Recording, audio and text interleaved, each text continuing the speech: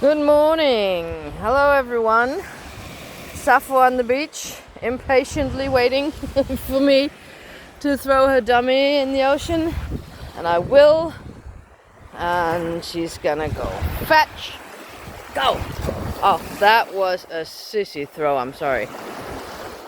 And it is Marlene. I'm gonna show you. I'm the one. And I was swimming as well.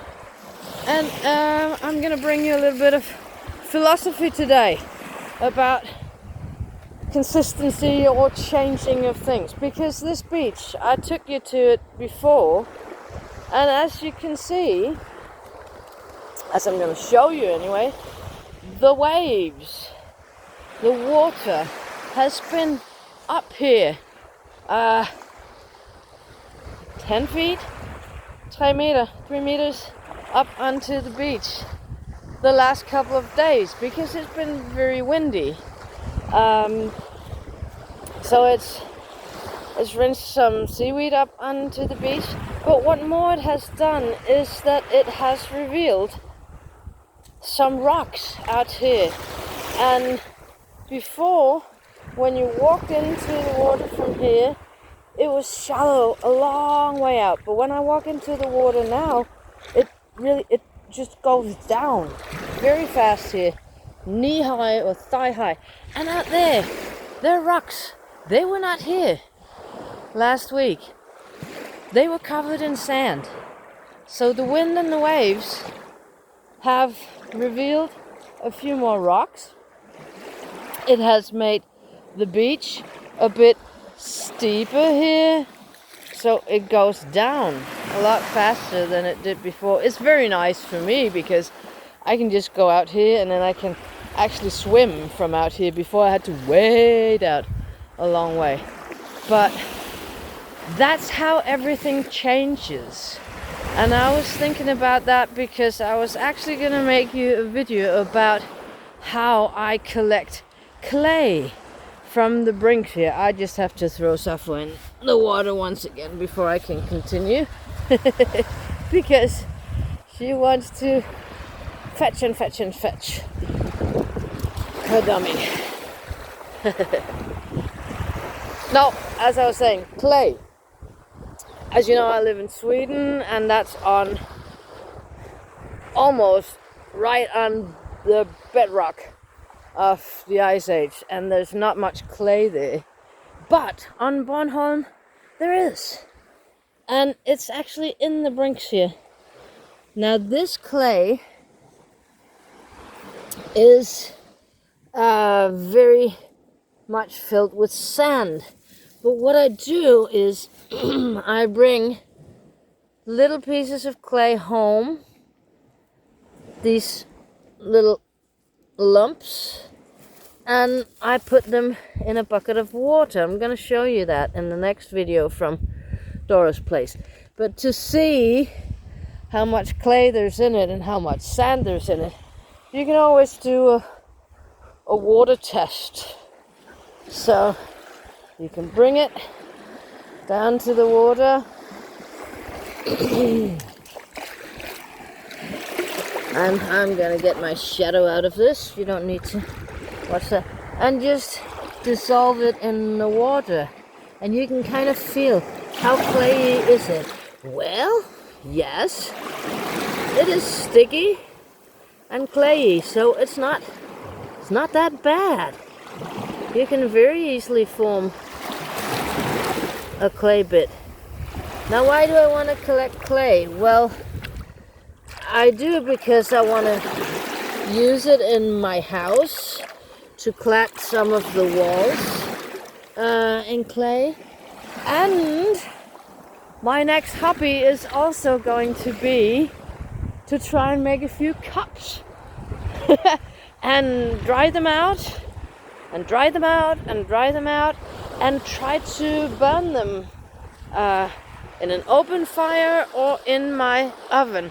But take a look at this wall here.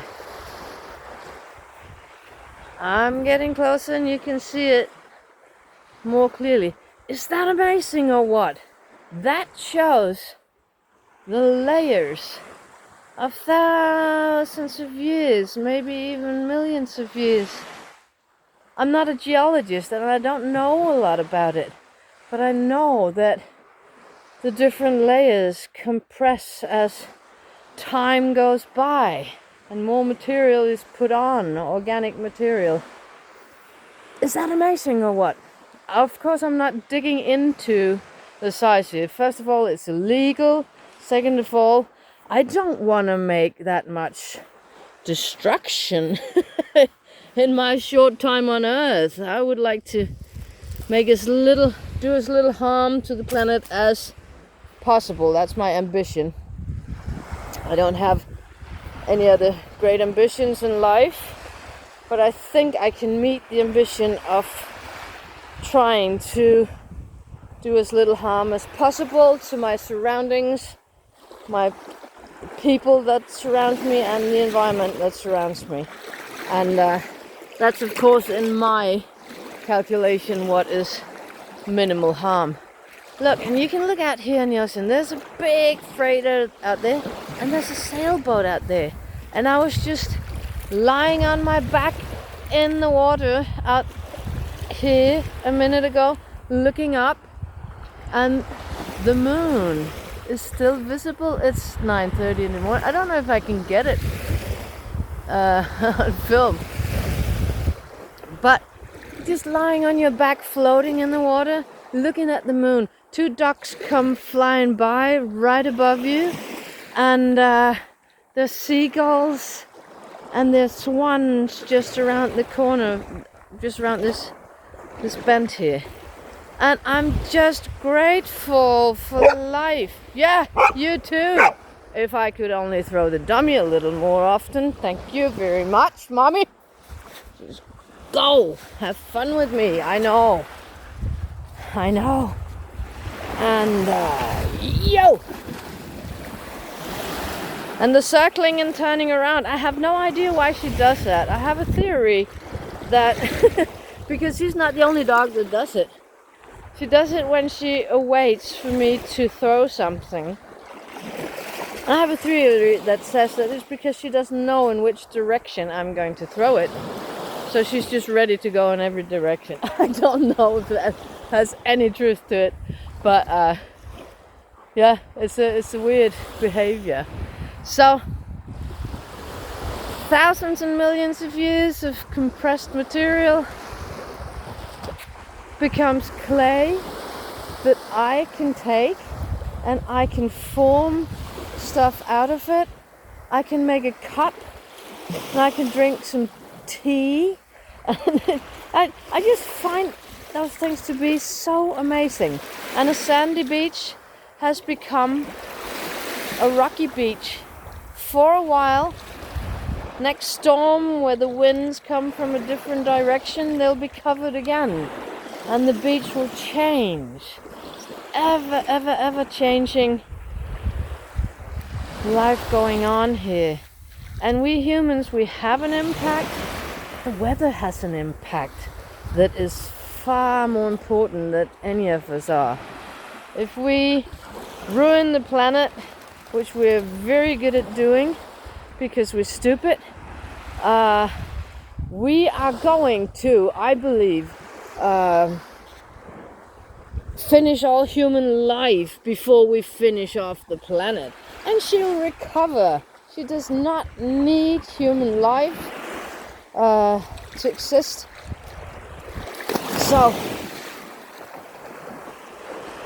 I think we will kill off human existence before we kill off the planet. Oh, sorry, I got a little bit unfocused there. I lost my footing in the water here. So, yeah, a little bit of philosophy, a little bit of geology. Without knowing anything of any of it. Just being me and my dog swimming and playing and having fun in this wonderful world that we live in and that we try to take care of as best we can. I wish you a very happy day, and I hope to see you on the next video. Look, ducks flying over the ocean, if you can catch them from my footing. I'm not sure. Footage. Sorry, not footing. Footage. See you on the next one. Bye bye, Zaffo. Yeah, throw the dummy, mommy. Okay, bye bye.